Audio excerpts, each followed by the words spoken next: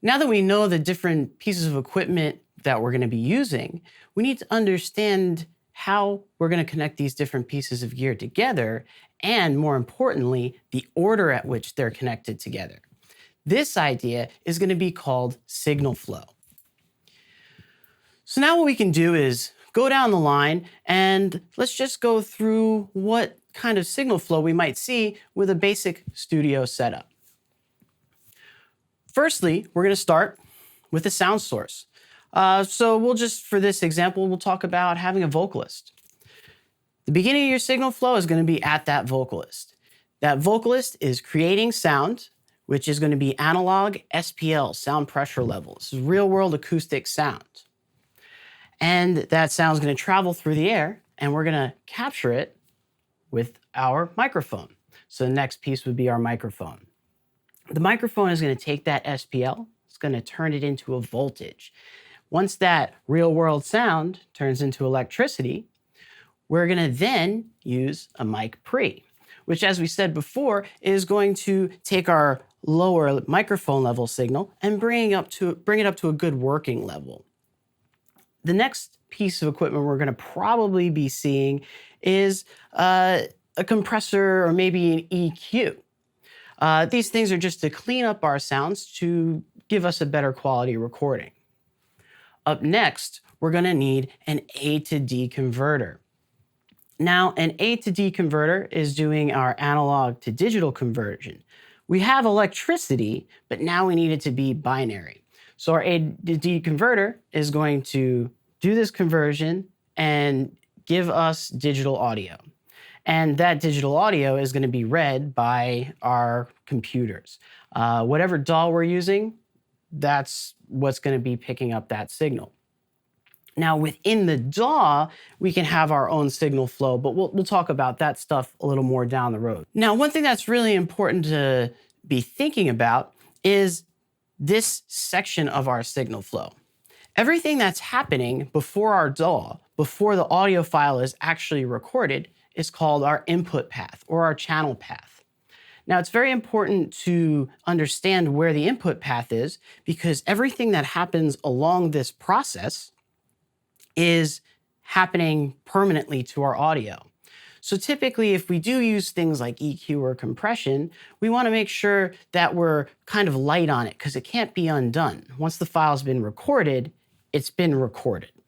And we're stuck with the changes that we make. So this is very important to make sure that everything that's happening before this point is being done right, as it can't be undone. Once we've done the work within our DAW, we're basically just going to get our audio back out of our computer so we can hear that. So the next piece is going to be our D to A converter, which is now taking it from digital, bringing it back to analog.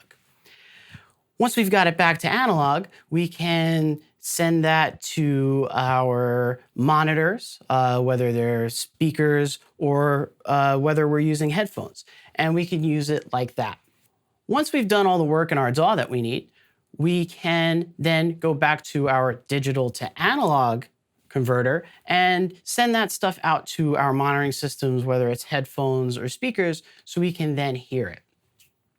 Now, this is a little bit more of a complicated version of signal flow, and this signal flow is, dictated by the equipment and the components that you have.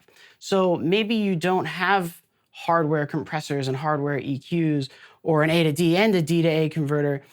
So let's talk about something you might see in a much simpler or just kind of like a home studio setup. So again, we'll start with our sound source, maybe our vocalist. They're going to sing into a microphone. That part's going to be the same. But then where things start to change is what's next. We still really want to use a preamp and a compressor and a D to A converter. But in a modern home studio setup, we have a piece of gear that can do all of these things. An at-home interface, like the Apollo Twin that we see here, has all these components built into it. And so not only is it going to do our analog to digital conversion, but it'll do our digital analog conversion. It'll have our preamp, it'll have our compressor, it'll have our EQ. So we'll only need this one piece of gear instead of 10. So we'll have our microphone to our interface, which goes to our computer, goes back, that internal process is still the same. Then it goes back to our interface, which also has monitoring options on it. And we could send things out to our speakers or our headphones so we can properly monitor and hear everything.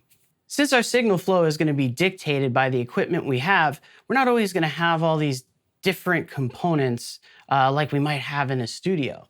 So let's talk about a simpler signal flow that we might have in a home setup. With a home setup, we tend to use different audio interface. And the interface that we're using here, the Apollo Twin, actually has a lot of functions built into it other than our D to A and A to D conversion. An Apollo Twin like this one has our preamps, has our compressors, has EQ, and our monitoring all built into one single unit. So the signal flow, much simpler. We go from our microphone to our interface to our computer. The stuff that happens in the computer still have signal flow within that, but then it goes back to the same interface and then out to our monitors. So this is a more modern setup, and not everybody's going to have this exact interface, but a lot of modern home interfaces are going to be high quality interfaces that will have all these functions.